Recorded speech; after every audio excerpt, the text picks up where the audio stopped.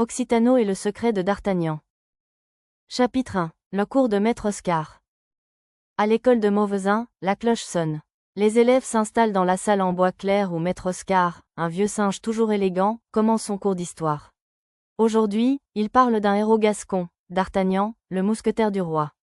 Il montre des images du village de Lupiac, de la statue et du vieux château où il serait né. Occitano, les yeux brillants, écoute sans bouger. Ce mousquetaire courageux lui donne envie d'en savoir plus. Chapitre 2. L'idée d'un voyage. En sortant de classe, Occitano ne pense plus qu'à ça. Il retrouve son meilleur ami Tigy le tigre, et lui raconte ce qu'il a appris. Les deux copains décident de partir à Lupiac, pour voir la statue de D'Artagnan de leurs propres yeux. Ils préparent leur sac à dos avec un peu d'eau, un goûter et leur casquette. L'aventure peut commencer. Chapitre 3. Le trajet en bus. Le lendemain matin, ils montent dans le petit bus scolaire de Mauvezin. Le bus roule doucement à travers les champs de tournesol et les collines du Gers.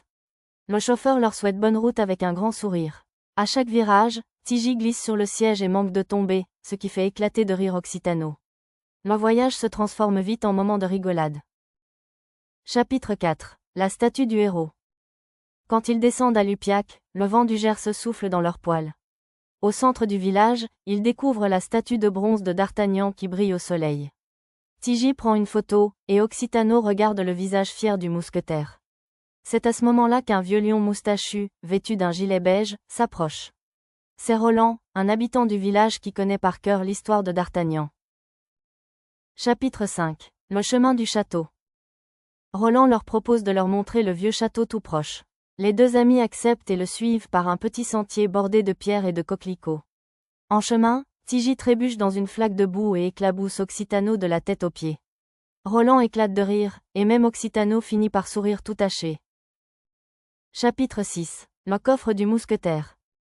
Le château est calme, envahi de lierre et de lumière.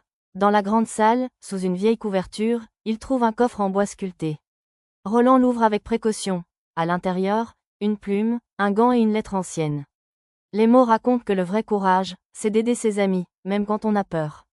Occitano garde cette phrase dans un coin de sa tête. Chapitre 7. L'idée des mousquetaires d'Occitanie. Sur le chemin du retour, ils s'arrêtent dans un petit champ pour goûter. Roland raconte encore des anecdotes, pendant qu'Occitano et Tigy se déguisent avec des serviettes en guise de cape. Ils rient, imitent les mousquetaires, et se promettent de rester amis comme D'Artagnan et ses compagnons. Chapitre 8. Tous pour un pour tous. De retour devant la statue, le soleil descend derrière les collines. Roland leur tend 3 épées en bois trouvées dans le grenier du château. Occitano, Tigy et Roland croisent leurs épées devant la statue. Le vent du soir souffle doucement dans les drapeaux, comme pour les applaudir. Tous pour un pour tous. La journée s'achève dans la joie, le rire et la fierté d'avoir découvert l'esprit des mousquetaires.